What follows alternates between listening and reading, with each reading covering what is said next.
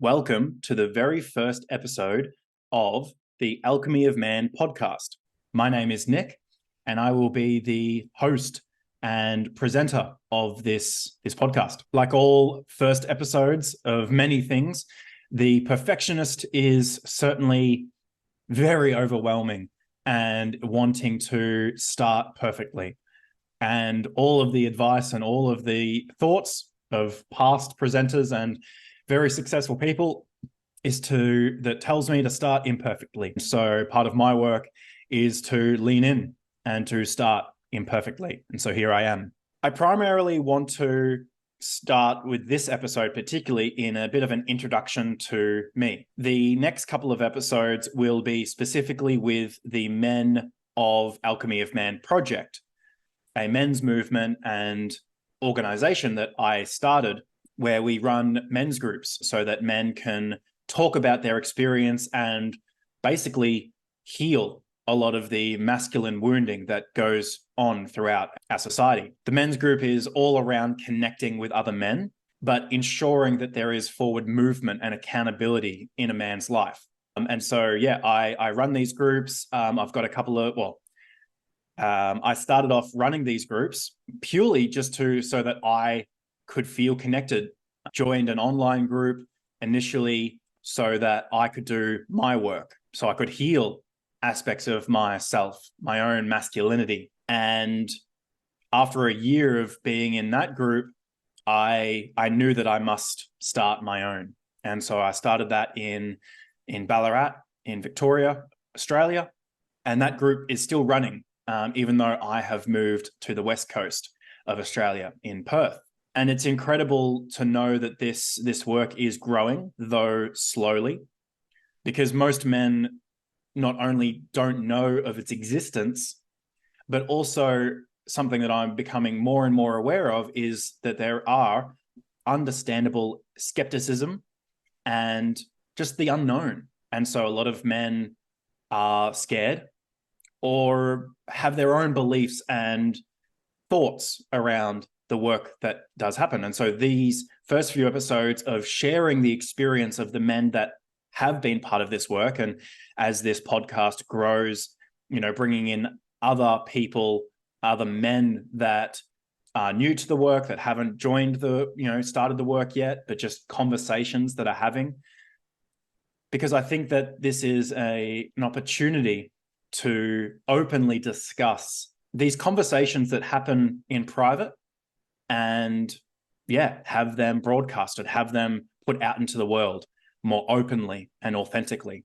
So this, again, that's what this podcast is going to be all about. This episode particularly is going to be just about me, the man that started Alchemy of Man Project, the man behind the social media account, the man that has all these opinions and rants and I guess a bit of my background. And I'll obviously be utilizing the same questions that I will be asking the other men in the work in these next couple of episodes.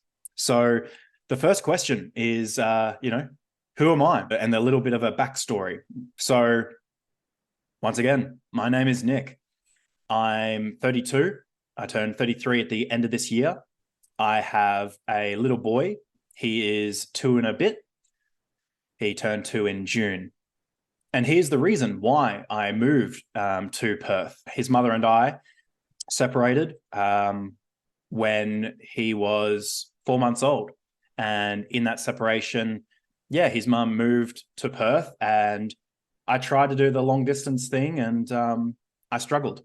I couldn't do it. And I had a responsibility. I felt a calling and a responsibility to be part of his life. And so I moved my entire life across the countryside. I had a successful business in Ballarat. I'm a remedial massage therapist. I was running my own business for about 9 years doing massage. I had a lot of great clients, and I had a very successful business in that sense. I also owned and operated a gym for five of those years. I was a very busy man. I always have had this compelling nature of wanting to help and be of service to people. And so I did that via my personal training, owning a gym, and my massage. And throughout all of it, I equally had this capacity or this natural ability to talk, as you'll find out, but more so listen. And over the years of listening to people's stories and understanding myself, having more questions about the human experience, the human condition, and as I said, just part of my own work and growing curiosity, my own healing, I've had, this growing sense of moving away from massage and personal training and into more of the coaching, life coaching, relationship coaching framework. It's funny, while I was massaging and while I was personal training, I was basically, a counselor, as many, hairdressers, massage therapists, personal trainers, the like. I think many industries, there's an undertone of counseling because people in these services do share quite openly, which is an absolute privilege, or at least I saw it as an absolute privilege. And so even though I was massaging and personal training for those 9 years, I was certainly been coaching people. I just am now not massaging and not personal training. I'm just doing the thing that I was that was always there and always present. And so particularly with this framework around men's work, as I shared earlier, I was going through a really rough patch, and I have always felt this undertone of, what's the word? I would say it's just this, I had a disbelief or a disconnection with my own sense of masculinity. I didn't feel like much of a man a lot of my life. And with that, comes its own issues. And so I found, I've done traditional therapy, like, me going and seeing a therapist, for depression, for my own inner dialogue, my own issues. Also went down the bit of the rabbit hole of, Tony Robbins and, motivational transformation, NLP, and it was all incredible, but it all led me to this thing called men's work. And the framework of men's work and masculine work or polarity work, it did lead me to an organization in Canada called the Samurai Brotherhood, which is now called Arca Brotherhood. And this work, or that work, stepping into that organization and being part of that men's group, words cannot even express how significantly beneficial that has been to my life. And it's, it's just life-changing. It has been life-changing. And so, with that, as I shared earlier, that sense of doing this work, I knew that I had to do it more.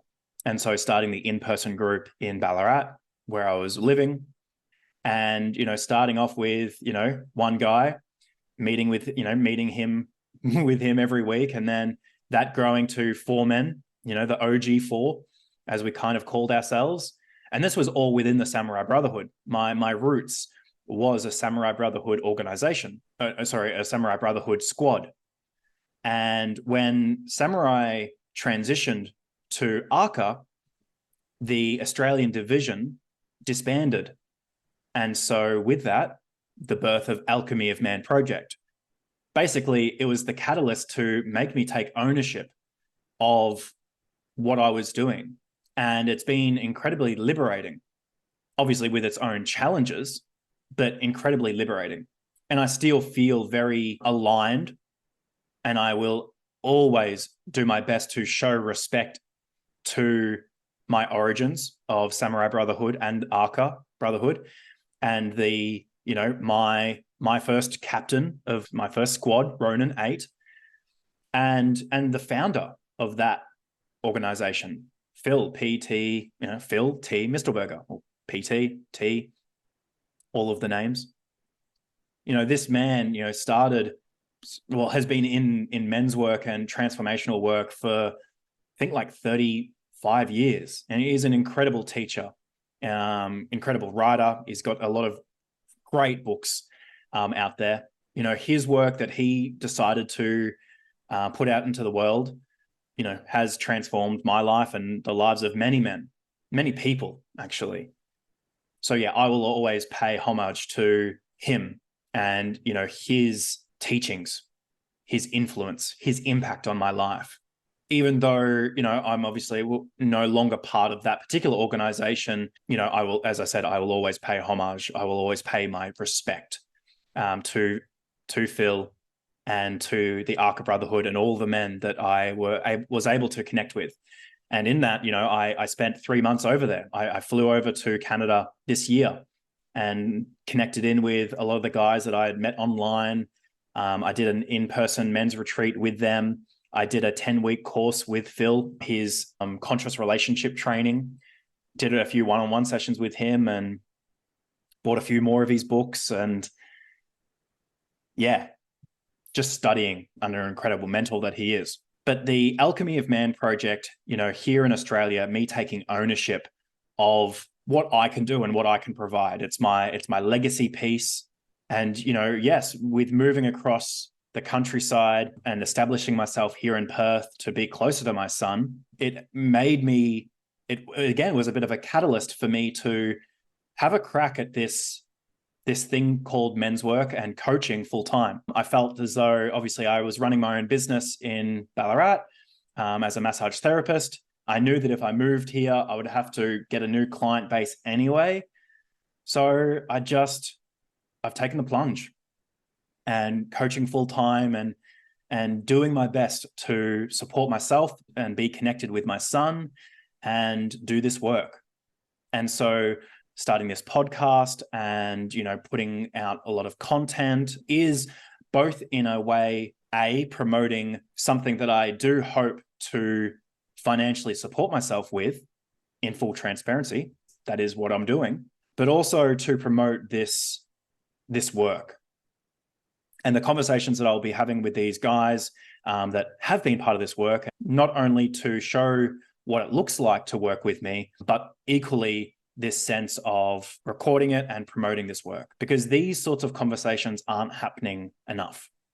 And these conversations need to be had differently. We can't just keep having the same old conversation and hope that the rates of suicide and the men's mental health epidemic change. And so this is all at the root intention of this format of conversation. And equally, I absolutely acknowledge you for listening. And I do hope that you can support me in sharing it and, doing the review thing.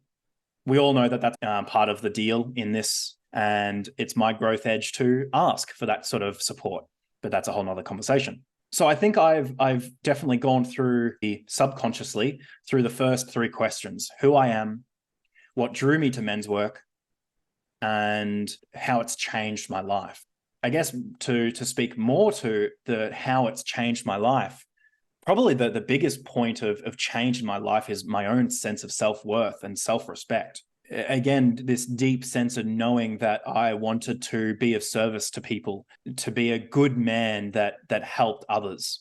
That has always been innately true for me. Even when I was chefing and taking on apprentices, when I was obviously massaging and personal training, when I was teaching massage and personal training to students, teaching massage to nursing students, and just generally wanting to help. The thing is, my self-worth was very much attached to my ability to help. I took on too much responsibility. I took on too much of the weight of the world. And so that created a lot of my own internalized suffering. That caused a lot of my depression. It caused a lot of my pain. And so this aspect of change in my life is having my sense of self-worth and believing that I am innately worthy, that I'm enough as I am, and that I can choose to do more. And I will learn, or I have learned, to acknowledge every step along the way, to acknowledge my successes. For a long time, I was so scared of acknowledging myself because I deemed that as arrogant. I had a lot of judgments towards guys that were arrogant, that were so up themselves that, that they thought that their shit don't stink, or that they would use their confidence over people. And I hated that. And it reminded me of aspects of my childhood where my peers would do that. And, being bullied as a kid and all those sorts of things, and seeing other kids being bullied, always despising that.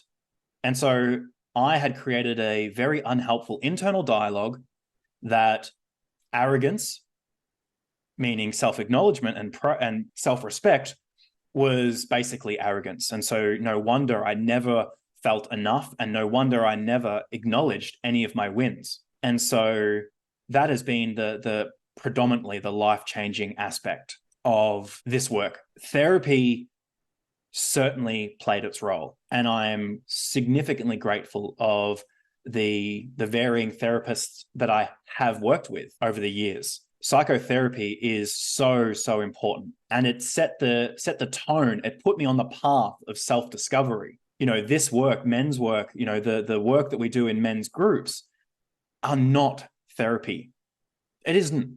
And in no way, shape, or form will I ever say that it is therapy. But the therapeutic transformation that does come from it is just incredible. And I'll allow other men to speak to their experience. But the ways in which I have seen men open themselves back up to psychotherapy because of the men's group, it's astonishing. And so in no way, shape, or form will I ever say that this work is an replacement of psychotherapy. But I think it's very, very important to understand that psychotherapy is overwhelmed. The need and capacity of therapists is overwhelming.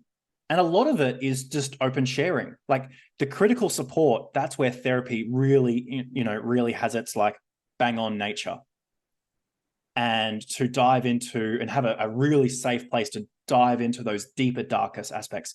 That's why they go to university. That's why they have their qualifications. That's why they have insurance. That's why they have governing bodies. That's why they have their own sense of supervision. But this aspect of general vocabulary, general sharing, general support, and especially from the masculine aspect of it, where men can go and be supported by men and learn from each other.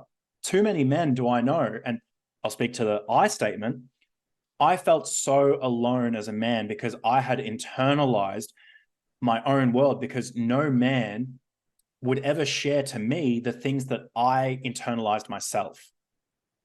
And if I did share, they would basically reflect back their own need to not go there, meaning that they would, unknowingly invalidate me, telling me that, oh, it'll be right, just keep on going, or, cup of concrete, she'll be right, or here, have a beer, or whatever.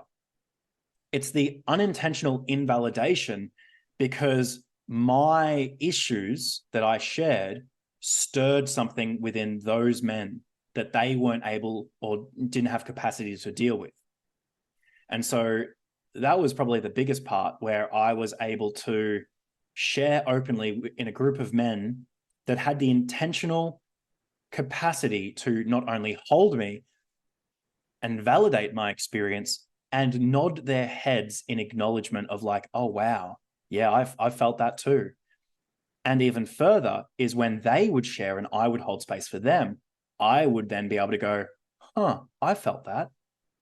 Wow, maybe I'm not so alone in this thing called suffering. So that's been incredible. That's definitely been my favorite aspect of doing this work, is being able to learn from one another and having a shared language around it to be able to communicate effectively, and to see the benefits of meeting 3 hours a week with intention and the differences that makes outside of meeting. The difference that men show up different, like the capacity of how men show up differently, or how I show up differently outside of group because of what I've learned and been able to practice in group. So that's the next question on the list, which is, what's been my favorite process? And that the process of sharing, being able to share experiences and learn from one another, to realize that I'm not alone, that's certainly been my favorite aspect of doing this work. The biggest thing that I've struggled with is asking for help. The irony is where I said that, my favorite process has been the sharing, and the thing that I've struggled with the most has been sharing. And I think that's, obviously I was sharing when I first joined men's work and joined Ronin 8, because I was a man in circle and I was there to be part of that and do the work. But then when I transitioned to being a captain, leading my own men's group, I had the responsibility of holding space. I was the captain, so I had to lead and facilitate. And so therefore I did stop sharing. And, I was committed to this work. So I had my own coach. I did my own practices, but something that I struggled with is allowing the men that I was leading,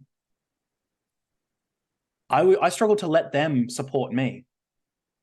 And so that's been a big, beautiful growth edge for me to lean in to these squads as a captain and facilitate and lead in my own capacity and in my own, right, my own responsibility.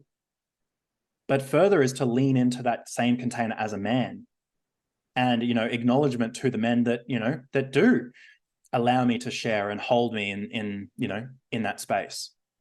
And that's certainly been my biggest growth edge. And the more that I can share openly and unburden myself, the greater capacity that I've had in my own life. So that's been the coolest thing.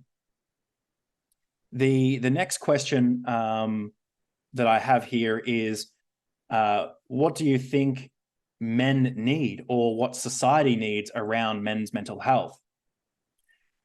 And, arguably, and, perhaps not very surprisingly, it is this. And, bias as it might be, I just think that these men's groups, these containers, these frameworks of responsibility and accountability, the ways in which really it's initiation. I think it all bottles down to initiation. I think men need to be initiated. I think for so much of the issues that we see in society has come from a lacking or a missing initiation process from boyhood to manhood. Because the thing is, and my opinion of it is that boys have been left to their own device to become men for way too long. This has been a generational issue. I would say, the Industrial Revolution and the wars were significant catalysts to this primary issue, where boys were not initiated into manhood. There was no rite of passage. You just become of age. How many boys, when they were young, whether it be from their father or uncle or some, it's like, you're the man of the house.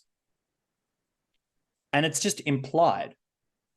Okay, you're 10 years old now. You're 13 years old now.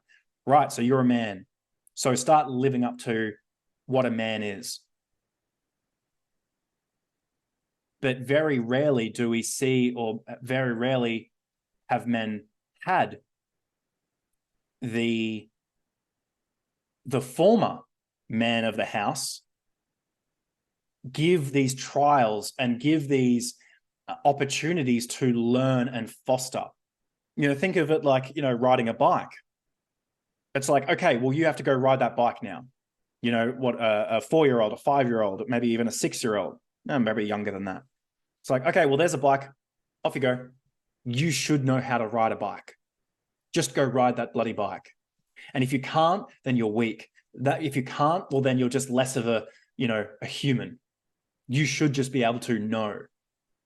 Well, okay, let's take a step back. How did some of us? I can't speak for everyone, but well, how did I learn? How did I learn how to ride a bike? Well, my dad and my brothers, but they modeled it. They rode bikes, and they helped me balance. They put training wheels on. I remember, Dad taking my training wheels off, and me stacking it a few times with him there to pick me up if I needed. All right, that's the initiation of riding a bike. The initiation of manhood is no different. But again, men have been left to their own device. The only thing that is self-initiatory in today's culture is drinking, how well a boy can drink and handle his liquor. Porn, it's the how many times do you masturbate, or do you watch porn, or how you can conquer women, or have your sexual capacity says something about your masculinity or your manhoodness. And sport, are you good at sport? And that's and realistically, that's it. That's what we are leaving our boys up to. That's what we're leaving our boys to do. And in terms of their, how physically capable are they? Like, do they play sport? Well, that's a success of a man, right? Or, risk-taking behavior as well, that physical capacity, maybe. Drinking, okay, well, how much can you drink? Did you drink over the weekend? Oh, well, yeah, fuck yeah, you're a real man. Have a beer and that will put hairs on your chest or whatever. And sexual conquest with women, or porn, and further, like within the gay community as well, there's a sense of that. How many men can you sleep with, or your capacity to sleep with men? Sexual performance says something about a man. And sexual, even and even on that, like the aspect of our homophobic tendencies as men, because unfortunately for way too many years, the sense of your sexual preference, if you preferred men sexually, that you automatically became less of a man. I mean, can you see the ridiculousness of that? But that's perhaps another conversation. So the initiation process is that we did not have men that were initiated themselves, because my dad's dad, all of these men did the best they could with what they were given themselves. I can recognize the generational pattern. I can see aspects of myself so vividly within my dad. And I can vividly see the continuation of that in my grandfather. Now, obviously, I didn't know my great-grandfather, but it's definitely there. And I see it within other men.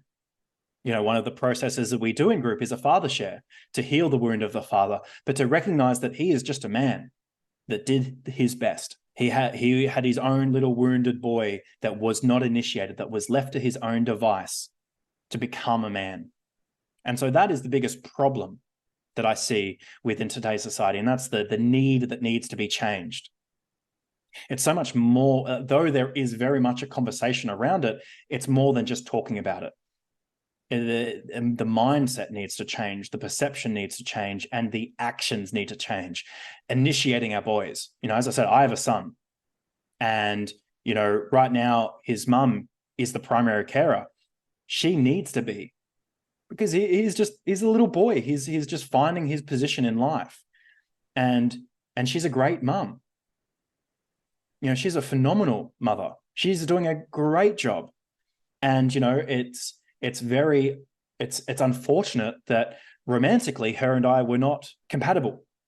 It just didn't work. And that's, that is what it is. But what I love is that her and I are on the same page to our commitment to our son. And, I will tip my hat to her and acknowledge her for that any day. And there will come a time when our son will need me as the primary carer to help him initiate into boyhood and help him initiate into manhood. And so I am committed to being in his life, because in the exact same way that when I will be the primary carer, I will support him in becoming a boy or understanding boyhood and further manhood. That doesn't mean that she's not going to be part of his life.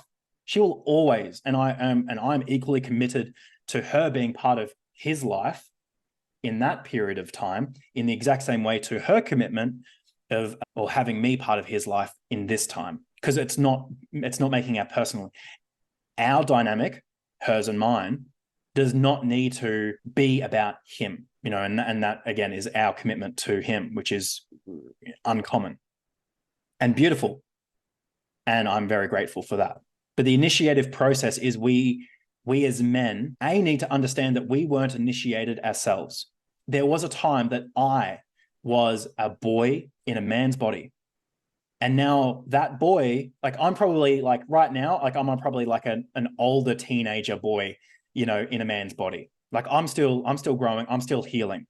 But, there are a lot of men at no fault of their own are 10-year-olds, 11-year-olds in very big, very muscular, very hardworking men's bodies. And that's where the emptiness comes from.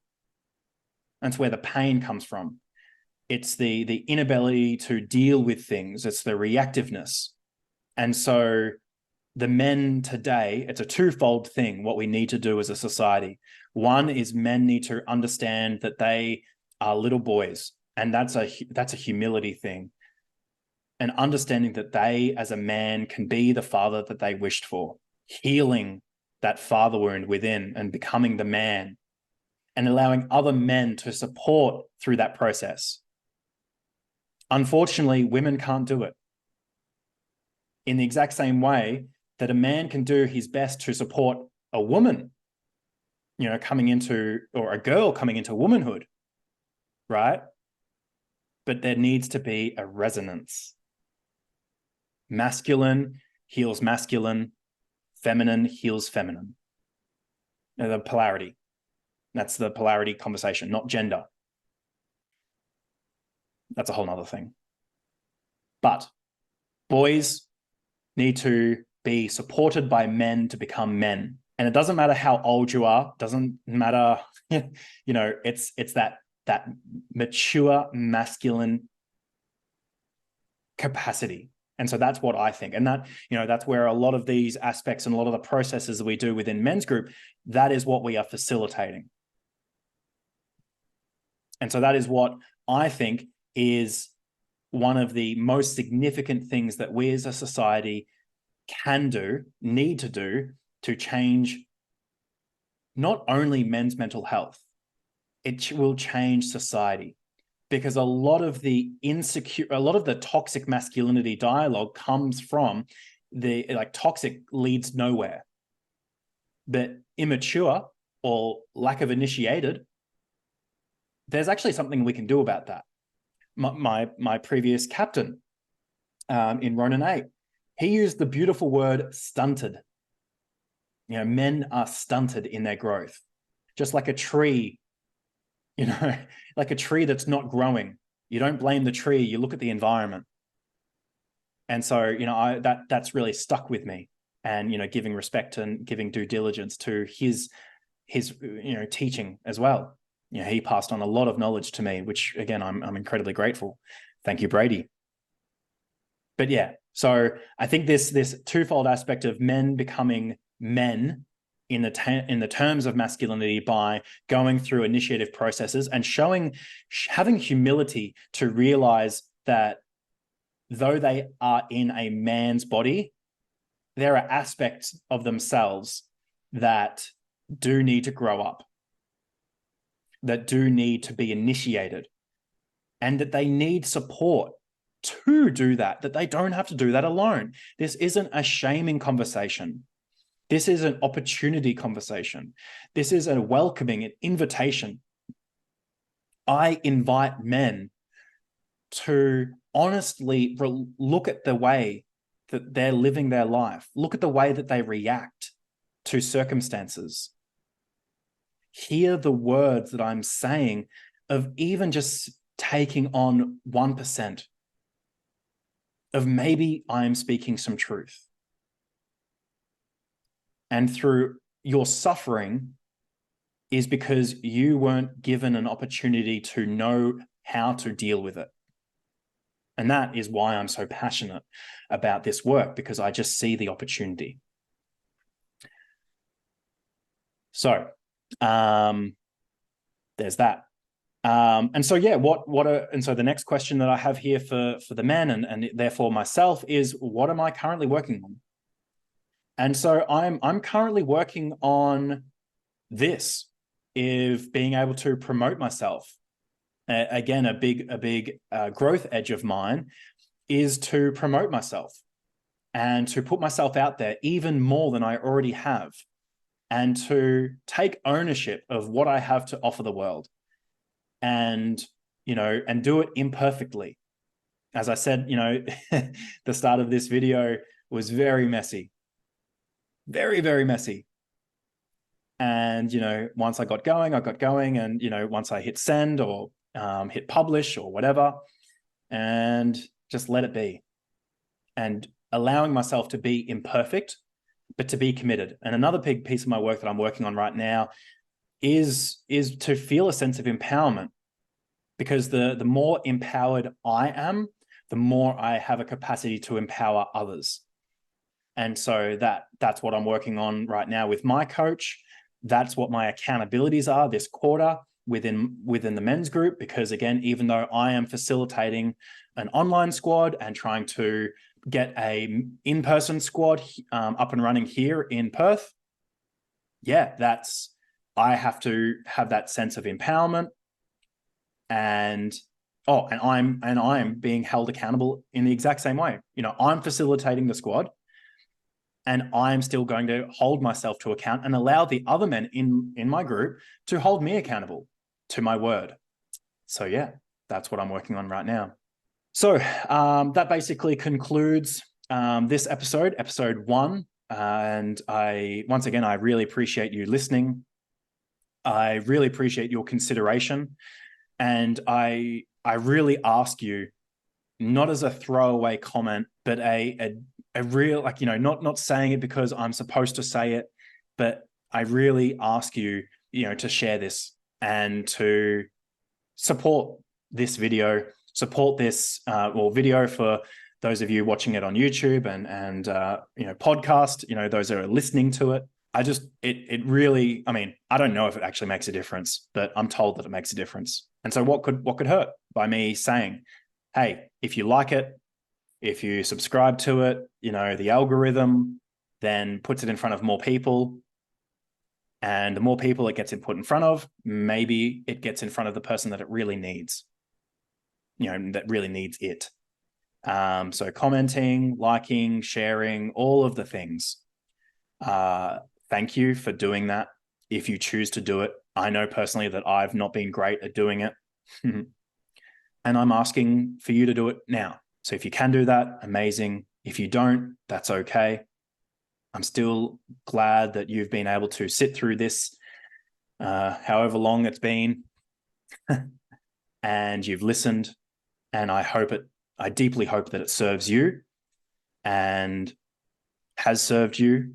I appreciate your time, and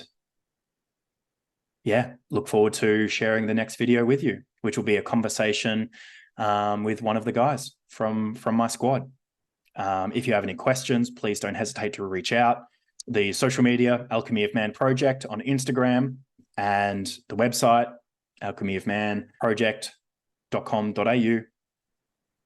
And that's me. Thank you.